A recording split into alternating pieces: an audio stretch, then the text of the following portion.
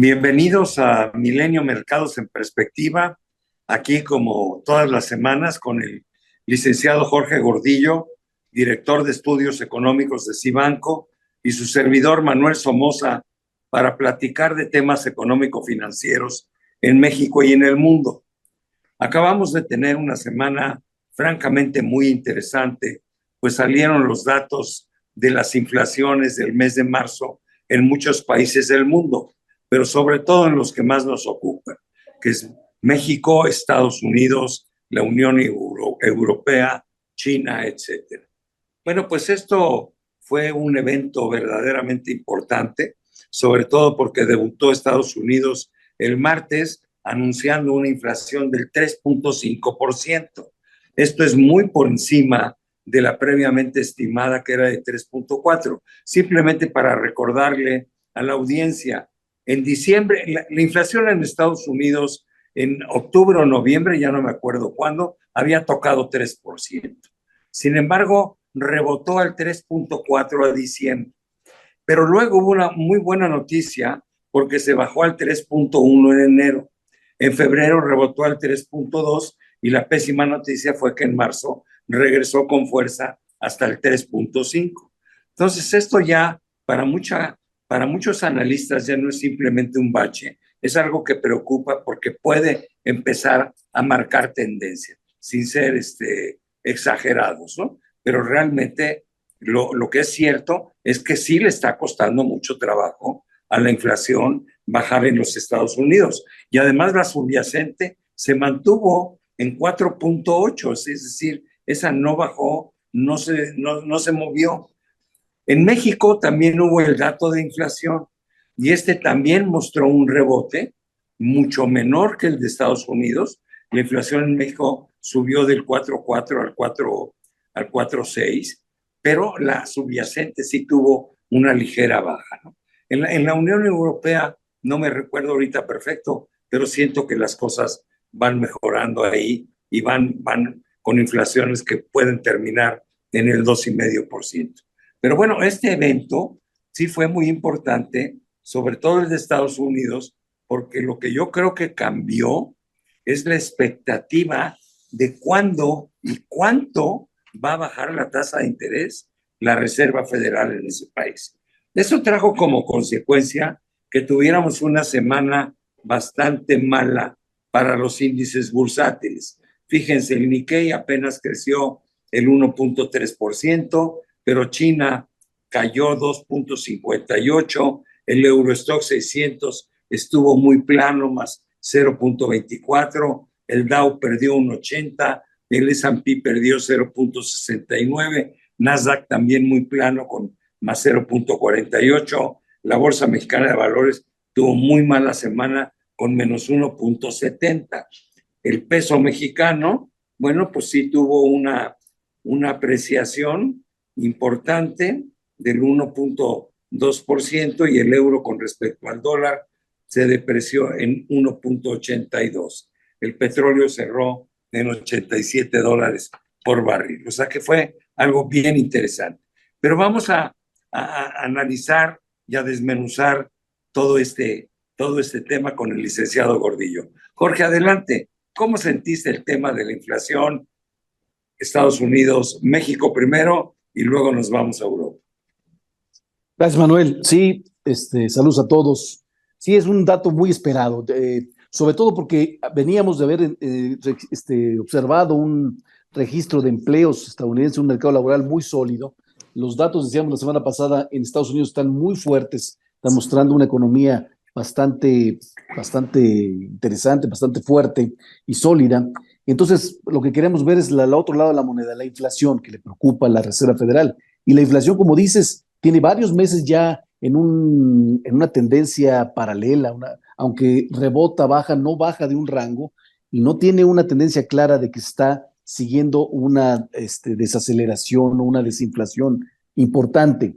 La parte de subyacente, que es la que excluye los bienes volátiles como los energéticos y los agropecuarios, esta viene todavía con tendencia hacia abajo, pero muy lento, y sobre todo en sectores clave como son la vivienda y algunos servicios importantes, no terminan de dar una confianza de que la inflación se va dirigiendo rápidamente al 2% que quisiera escuchar la Reserva Federal. Esto claramente cambia la expectativa, le da fuerza a los discursos de los integrantes de la Reserva Federal sobre que no tienen prisa de bajar la tasa de interés, que quieren más confianza, que quieren más datos. El mercado ya corrigió sus expectativas. En un principio esperaba las bajas en mayo, las había en junio, ahora ya lo están moviendo para julio y quizás septiembre. Con eso pues, le da menos margen de que sean 3 bajas para lo que resta del año, posiblemente nomás alcanza para 2. Se está recomponiendo la expectativa en el mundo y bueno, también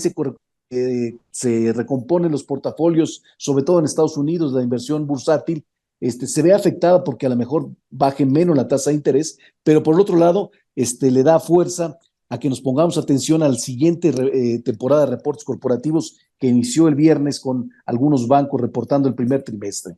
Eso es Estados Unidos, con menos esperanza de bajar tasas. Ahora vamos a México. Con México esperábamos que la inflación rebotara más fuerte. Hemos tenido algunos problemas con algunos servicios, como son los servicios turísticos, los aéreos en quincenas anteriores. Sin embargo, este dato de inflación de marzo fue mucho mejor a lo esperado, no fue tan malo. Vimos que ya no están las tarifas aéreas tan fuertes, sabíamos que iba a ser temporal y así lo fue, lo cual le quita mucha presión a Banxico sobre que haga pausa o se comporte muy similar a la Reserva Federal. La inflación también trae un canal de lateralidad en México, pero México es un poco más flexible a estos niveles de inflación y la tasa claramente está muy alta, está enseñando un premio demasiado alto, lo hemos comentado en varias semanas con respecto a otros países emergentes y latinoamericanos. Yo creo que este buen dato, o mejor a lo esperado, le da argumentos a Banxico para continuar su proceso gradual de baja y separarse un poco de la Fed. Entonces son cosas muy interesantes porque eso sí provoca un cambio en la cotización de la moneda mexicana que por momentos a principio de la semana alcanzó los 16.30 y ahorita ya está cotizando arriba de los 16.60. Muy bien, yo solo comentaría en Estados Unidos que en mi impresión muy personal, la tasa no va a bajar antes del mes de julio o septiembre. Y estoy entre 2 bajas y una baja. Realmente esto va a ser mucho en función de los datos que vayan saliendo, pero si no mejoran, yo creo que nos podemos ir casi con una sola baja a lo largo de todo el 2024. A lo mejor esto se compensa con los buenos resultados que pudiera tener el sector corporativo en Estados Unidos, que por cierto, lo comentaste de paso, empezaron ya el viernes a reportar los grandes bancos, Citi muy bien, JP Morgan Chase muy bien, BlackRock muy bien, Wells Fargo no tanto, con una baja de utilidades, pero en general fueron buenos datos. Es muy importante que los datos sean buenos para que justifiquen realmente los incrementos tan importantes que han tenido los índices bursátiles. Eso sobre Estados Unidos. Y sobre México, a mí lo que me preocupa es que estoy viendo opiniones en el sentido de que hay mucha gente que piensa que Banco de México debería de hacer una pausa. Y yo honradamente creo que no tendría por qué hacerla, porque el dato de la inflación en México fue mejor que el de Estados Unidos, o no fue tan malo. Además, la subyacente mostró una ligera baja. Y además tenemos una tasa real de 7 puntos. Eso sigue siendo una barbaridad. Y además ya estoy sintiendo que la economía mexicana está resintiendo esa tasa de interés. Vas a ver que vamos a tener un primer trimestre bastante por debajo de lo que previamente se estimaba en México. ¿Por qué? Bueno, porque la tasa de interés está inhibiendo la actividad económica.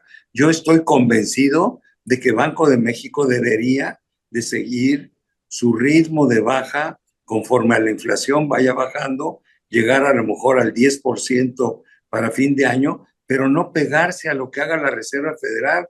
Yo creo que tiene que despegarse. Estamos en condiciones verdaderamente distintas. Esa sería mi opinión.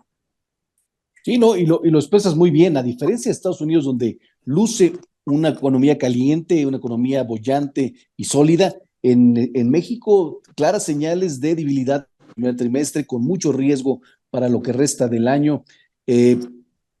Claramente son argumentos suficientes o argumentos importantes que tome en cuenta Banco de México. La expectativa o la incertidumbre es en mayo. O sea, nosotros estamos pensando ahora que la Fed a lo mejor no se mueva pasado julio. Bueno, aquí la discusión para México es si seguirá bajando su tasa de interés en mayo y lo baje del 11%. Ojalá y lo haga. Oye, Europa, bueno, va a tener un crecimiento muy pequeño, está al borde de la recesión técnica, ¿no? La eurozona, Alemania está en recesión técnica, pero la inflación va mejor. Y la señora Lagarde fue más clara que lo que fue Powell, ¿no? Ella sí dijo, yo sí pienso que si la inflación sigue sobre estas bases, vamos a empezar a bajar tasas en el mes de junio, ¿no? Fue mucho más concreta, y aparte Europa evidentemente también lo necesita, pero además sus cifras de inflación creo que lo justifican. No sé cuál sería tu opinión ahí, mi querido Jorge. Sí, muy similar que en México. A diferencia de Estados Unidos, en Europa la economía todavía está muy debilitada, la inflación ya está a niveles más controlables, es momento para la autoridad monetaria piensa ya para empezar a hacer su ciclo de tasas y adelantarse incluso a la Fed. No va a esperar a que la Fed se anime a hacerlo. Es muy probable que para mediados de año empecemos a ver bajas en la tasa de interés por parte del Banco Central Europeo. Eso va a tener un efecto en el euro y va a competir con el peso también para mediados de año. Bueno, pues ahí está. El tipo de cambio se presionó un poco, como bien dices, en el cierre del viernes, que yo creo que también es bueno. Tener un tipo de cambio tan fuerte no le beneficia en nada a la economía mexicana. Pero bueno, se nos acabó el tiempo, mi querido Jorge, muchísimas gracias. Pero sobre todo gracias a usted que nos ve todas las semanas aquí en Milenio, Mercados en Perspectiva. Nos vemos próximamente. Gracias a ti, Manolo, que estés muy bien. Abrazos, hasta la próxima semana.